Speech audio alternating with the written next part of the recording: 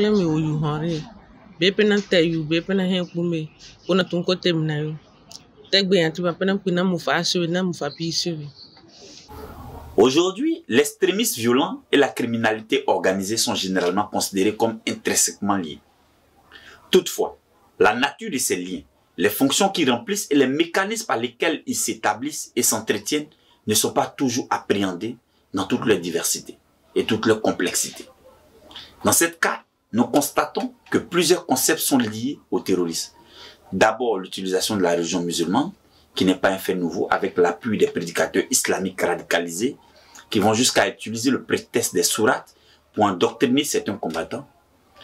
Mais comme une guerre a plusieurs tentacules, comme de la pieuvre, dont la mobilisation des ressources financières est capitale pour la survie de cette guerre asymétrique, pour ainsi dire, lorsque ces groupes terroristes ne bénéficient pas directement des retombées de l'activité de l'orpaillage clandestin, en étant des exploitants de ces mines ou des compagnies adjudicatrices par des entourloupes administratifs, ces terroristes agissent comme prestataires ou régulateurs de sécurité autour de ces sites pour la vente de l'or illicite, comme ce fut le cas pendant la rébellion armée de 2002 à 2010, où des pans entiers de plusieurs sites aurifères étaient sous le contrôle de Comzone.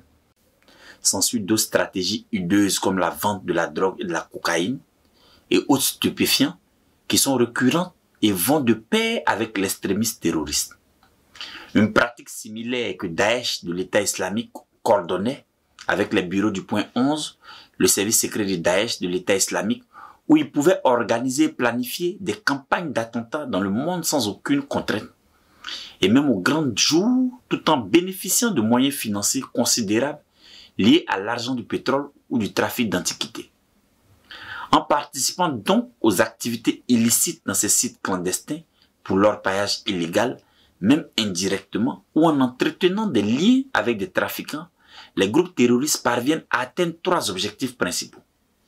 Générer des ressources financières, se procurer des moyens de subsistance et opérationnels, parce qu'ils constituent une défense parfaite pour résister aux gendarmes et militaires lors des visites inopinées sur ces sites clandestins, renforcer leur ancrage local, y compris par le biais du recrutement et de la religion. En Côte d'Ivoire, les terroristes sont en train de créer ces mêmes modes d'incrustation dans les régions du Zanzan, à Bouna, dans la région de Kong, en clair dans le nord du pays, en créant la piscose d'une zone infréquentable par l'entremise des attaques terroristes où Kafolo, Téhéni et ses environs sont devenus des cibles de choix et un secteur stratégique. Ainsi, si rien n'est fait, ce sera l'hécatombe pour notre pays. L'ISS, Institut d'études de sécurité, au cours des 2 dernières années, dans une étude a mis en évidence les liens entre ces activités illicites et les groupes extrémistes violents qui opèrent dans les zones frontalières du Luktakpo Gourma, qui fait partie du socle situé dans la partie sud-ouest du Niger et s'étend jusqu'au Burkina Faso et au Mali. Et risque, si rien n'est fait, d'inclure certaines parties nord de notre pays, la Côte d'Ivoire. Dans le Lukpao Gourma, par exemple, les groupes extrémistes violents ont développé des stratégies de recherche de moyens financiers au niveau local, à l'aide de la vente de bétail volé et de l'orpaillage. Le vol et l'enlèvement de bétail sont surtout répandus dans la bande frontalière entre le Niger et le Mali, et dans certaines localités du plateau d'Oran, dans le centre du Mali. Les troupeaux qui appartiennent à des personnalités, autorités locales, religieuses ou traditionnelles seraient particulièrement ciblés. Milo, patna.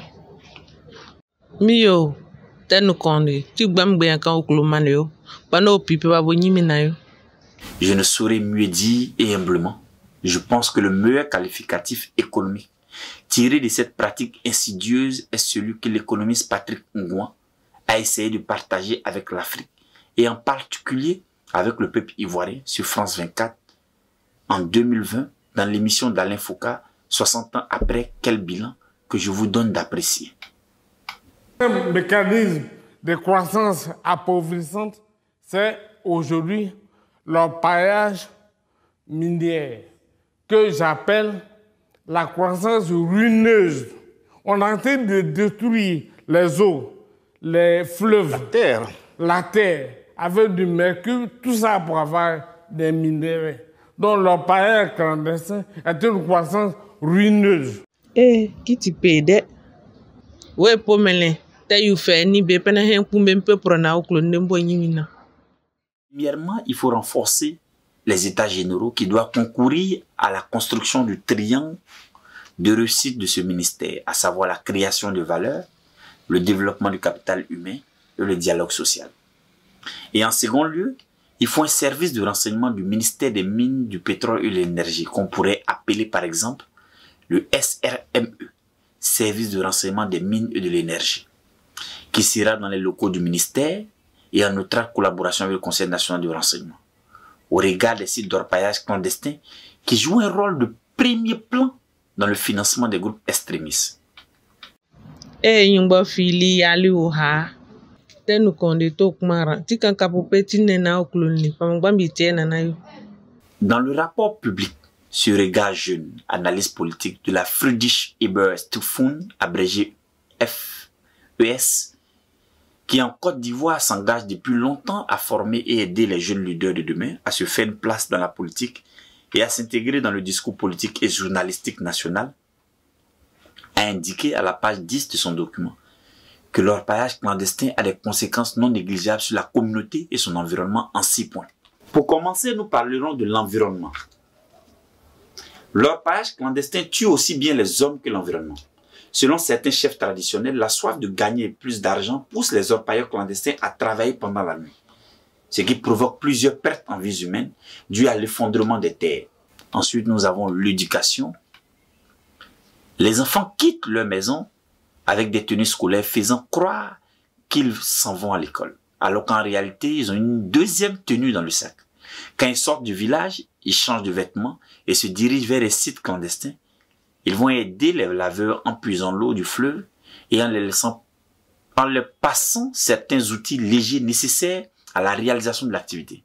À la fin de la journée, naturellement, ces enfants rentrent à la maison avec au moins 5 000 francs comme gain. L'agriculture. Depuis l'arrivée de l'orpaillage clandestin, les localités au départ agricole souffrent d'une pénurie de bras valides. En effet, les jeunes préfèrent se consacrer à l'orpaillage clandestin au détriment des travaux champêtres. Il reste donc des personnes du troisième âge qui n'ont pas assez de force pour supporter les travaux champêtres. Mieux, les produits utilisés pour l'extraction de l'or rendent inutilisables les terres où ces activités sont menées. La communauté, l'orpaillage clandestin crée des conflits entre les villageois, entre le chef de village et les chefs de terre, entre les orpailleurs migrants et les jeunes autochtones, entre le propriétaire terrien et l'exploitant illégal. Et enfin l'économie, l'orpaillage clandestin enrichit seulement l'orpailleur et le chef de terre. La communauté n'en bénéficie pas réellement. On dit de recommencer, vraiment il sera content. Voilà, il y a de nouvelles maisons qui sont au village ici, là. Ça, à cause des orpailleurs, on a fait ça. Contrairement aux orpailleurs légaux qui établissent un protocole d'accord pour le développement du village, les orpailleurs clandestins ne participent pas au développement du village. Les gains obtenus de leur activité illicite ne servent qu'à eux et leurs petites familles. Certains meurent de maladies infectieuses provoquées par des conditions de travail précaires et difficiles. Mon mot de fin est tiré du rapport public de Friedrich Ebert Stiftung, abrégé FES, qui publie régulièrement dans son format semestriel. Dans cette édition, 4 études rédigées par des jeunes Ivoiriens et des jeunes Allemands intitulées Regard Jeune, analyse politique sur la Côte d'Ivoire à la page 11 dont je vous fais lecture. L'orpaillage clandestin est aujourd'hui un phénomène en évolution en Côte d'Ivoire, malgré les efforts du gouvernement d'y faire face. Cette résistance aux différentes répressions étatiques est le fait de la participation active de la population locale à cette activité illégale. Ceci montre que la population locale et le gouvernement n'ont pas la même vision car celle-ci ne se sent pas impliquée dans les programmes gouvernementaux initiés pour l'assainissement de sa localité. Par ailleurs, vu les inconvénients irréversibles de l'orpaillage illicite sur la population locale et sur l'environnement, celle-ci gagnerait à contribuer à cette lutte plutôt qu'à aller contre.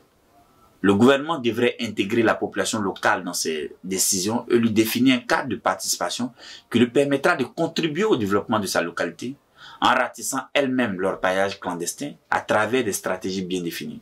Outre le gouvernement, la société civile, la CEDEAO et les institutions de la coopération européenne devraient accompagner la population locale et soutenir ses activités en faveur d'une gouvernance locale effective et efficiente du secteur minier, car une bonne gouvernance locale est la clé du développement local durable. Terminons par une note Tagbana avec ce responsable qui pense que la région du Hambol, et comme pour l'ensemble des régions de notre pays, vit et continue de vivre un terrorisme écologique et sécuritaire dû aux conséquences désastreuses de leur paillage clandestin. Acquiescez-moi donc le privilège de lui donner la parole afin qu'il puisse parler à souhait à ces dignes peuples de la Côte d'Ivoire. Ten ninjaman no konde ti damle machan la oklu na ofe yingina ki kapo ga na oklu forte wo le gbo fe pe beyeri ma pe kpolo ma kitungo campement au général Thomas Dakeni ni général Gaston Wasie nani wo pe klu ki tungo ki ye ape gbani ma ko kan to yo wo tele Thomas Dakeni général Wasie nani ma ha pe pituna la nambe avril oule na tar na chere keni 1960 ni apeje no kombo kru ma pe beplo wo klu alinge okan Thomas Akari a Thomas Apan Thomas Dakin okuru kita elefo magake makanigbe Thomas go pogaga au pan okan yenen lu ha nale mandan klu na kayen pinde na mapiyo yen lipomani kulo pe bepe pomani mandan klu na klu le mali yinge okan yimoni ko ni ma kitungo lipomena magba ma anko kma ma yinwa kma yango ka cho yire yini kma obe wala ma pifi